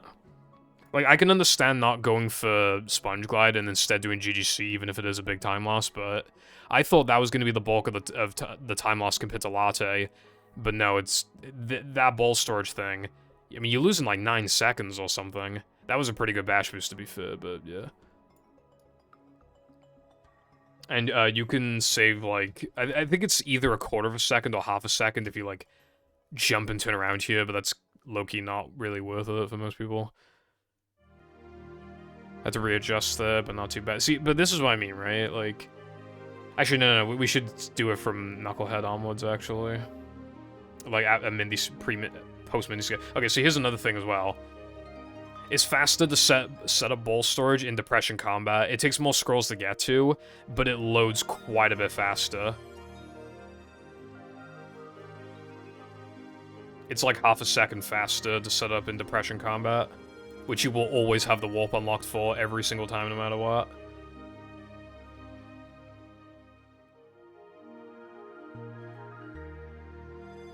And, you can, like, kind of tap the upgrade menu in B to, like, force that open and then close it. But it's honestly really finicky. I can completely understand why you wouldn't want to do it. But if you do it perfectly, it saves, like, 2.5 to 3 seconds.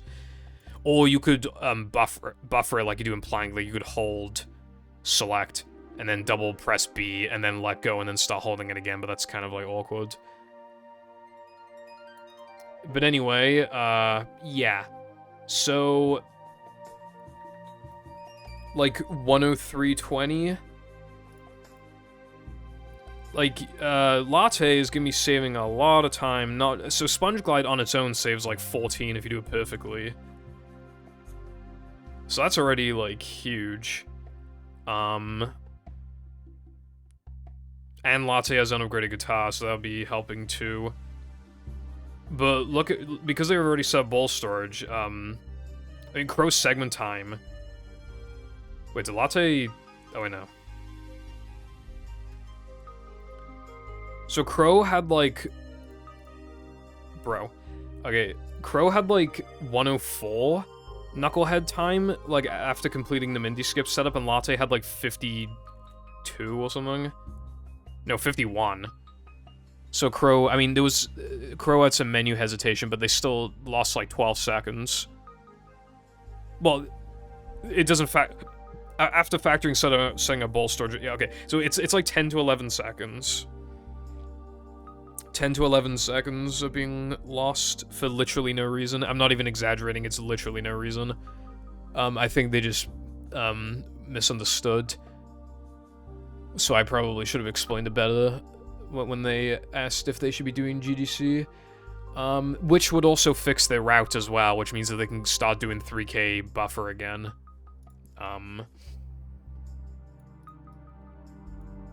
But anyway, yeah, so... Actually, there's no point in really looking at the runs anymore. Yeah, so...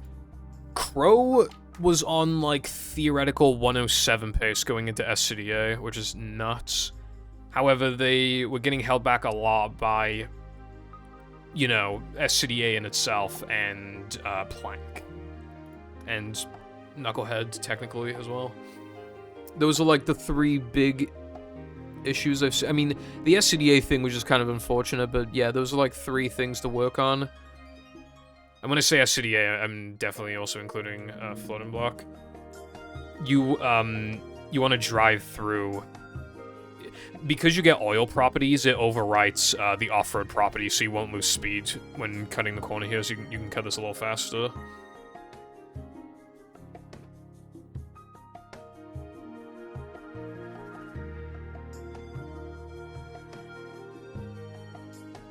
So far, so good. You want a nitro across here, but not only that, if you nitro, like, here, you'll get a little hop and it saves, like, a quarter of a second, but you want to hold, like, left the whole last time. You want to go very left here. Like, very left, like, here. And then even in midair, you want to hold left for, like, almost the entire duration that you're in the air for. That could have been... yeah, what am I trying to say? Can't fucking speak right now. It's faster to cut the corner like this because you'll only lose a tiny bit of speed. You'll run out of oil properties like just before you can finish driving through the off-road, but it's still faster. I think it's faster to drive around the spikes. It was timed years ago, but I swear I say it was like... Does it? Fuck, I'd have to check. It's been a while. What did I do?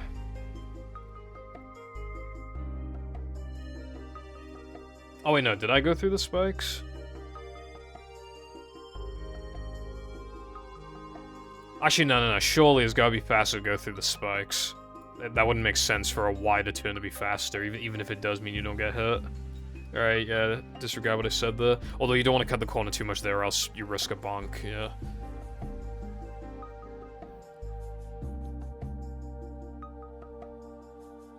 And, yeah. As I always say, it's faster to drive through here because you cut the corner more.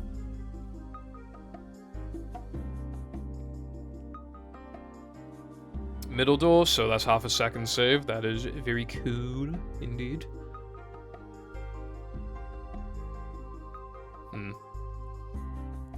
Yeah, that turn was, wanted to have a more, yeah, wanted to be more left here.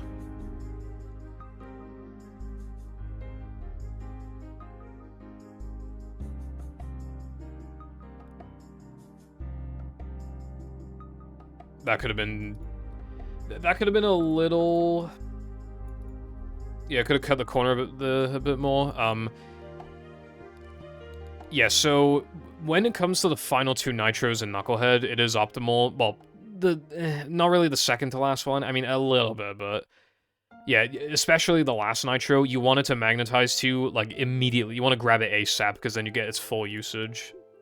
You get the full usage then. But yeah, now it's Neptune time. And then you Neptune all over the place. And that's an unfortunate hit already.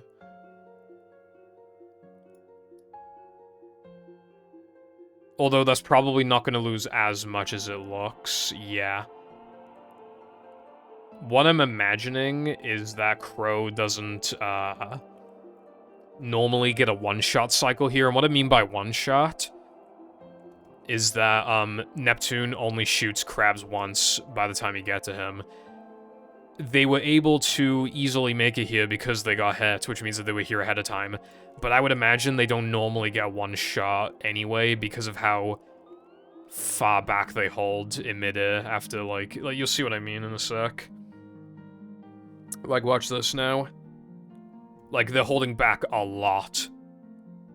Which is fine, obviously. It's better safe than sorry in Neptune, but I can just kind of tell. Like, I highly doubt they would be making it to crabs in time.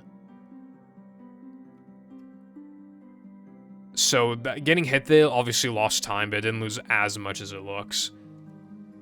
Again, comparing it to me is not fair, but I'm still gonna do it anyway. But yeah, you can see how much more aggressive I am. Although obviously I'm doing it kind of fucking faster than you need to. But yeah. Also, if Neptune, I think a shot loses 2 seconds. Anyway, I would probably recommend upgrading guitar, because it doesn't add a lot of difficulty. I forget how much it saves, probably like a second or two, but... It saves more time if you're doing GGC instead of Sponge Glide, because you, guitar the 2 buttons. So... Yeah, like, because the only difficulty it'd really add is, like, making it harder to optimally guitar the monumental statue, but Crow is already having trouble with that anyway, so, and again, you can practice that with the practice mod anyway, so I don't think it's free time save, but I don't think it's, like, particularly hard time save to obtain. What is awkward about it is, like, upgrading at the right time here. This can be awkward, because if you upgrade too soon, then you'll get a full, like, an properly upgraded guitar animation here. But even then, you'll still skip the other ones, so it'll still be faster. You'll still shorten the other ones, rather, so it'll still be faster. Also, yeah, this is really, like... Crow's playing it really safe to get a 109, I think.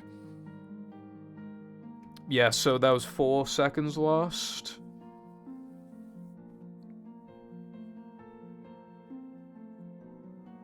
Let's see how they...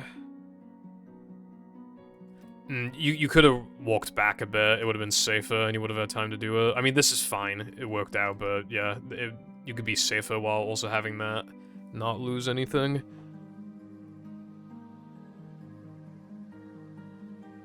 I feel like it's better to get into the habit of guitaring on the left side, because it takes it takes less time to walk to, which means you're more likely to get a good shot cycle on phase 1, so it's just kind of good to hammer that into your brain.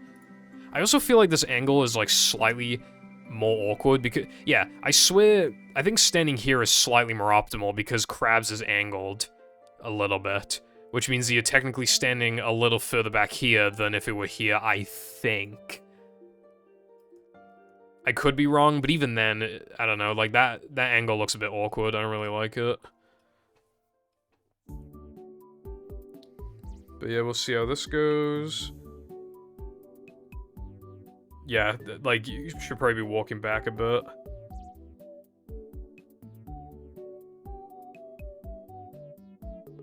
Also, could be doing the spin strat, but, like... That shit's fucking stupid, I would not recommend that. And bashing the spitters, as one should. Bash, bash, bash. Sam strat. Yep, Sam strat, that's what I like to see.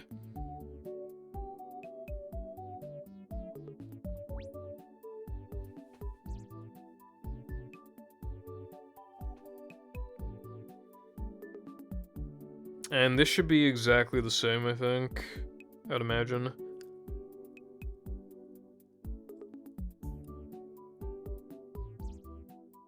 Alright, nice. So, there's just one more thing I want to check, because I, wasn't paying attention. Yeah, so... Immediately at the beginning of the level, you can, guitar Neptune, and then he'll, like, try and deflect your attack, and then he'll start attacking sooner. I forget how much it saves, I want to say, like, a second and a half. The problem is that, you have even less time to make it to the statue. And so, if it makes you do an extra shot, then it's not worth it, but I still figured I'd point it out. So what were the main takeaways from this? Well, Crow has 107 potential. That's the first thing. The second thing is, well, yeah, that ball storage stuff. Objectively free time save to be setting it up in Plank. Might want to practice SCDA floating block. Might want to consider floating block skip. Might want to consider upgrading guitar later. And dropping some stacks that you don't need. I would recommend dropping Invisicrate, but, you know, I'm kind of in a minority opinion when it comes to Invisible Crate. That's like the bulk of it. I would also try and recommend, like, improving the rubber dub skip setup.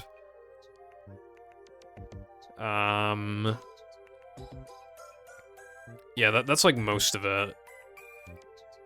So again, like I said, well, thank you to all the people who have let me analyze their runs, but this will probably be the last one, at least for a while, I would imagine. But yeah, hopefully... Well, I know Vaz and Sam have taken my advice and implemented a lot of my advice into their runs. I hope Crow does the same. I mean, I hope this video isn't going to be interpreted as just beating down on someone. But it's just, like, I gotta point out, like, the easy time saves, you know what I mean? And just stuff that I would generally recommend.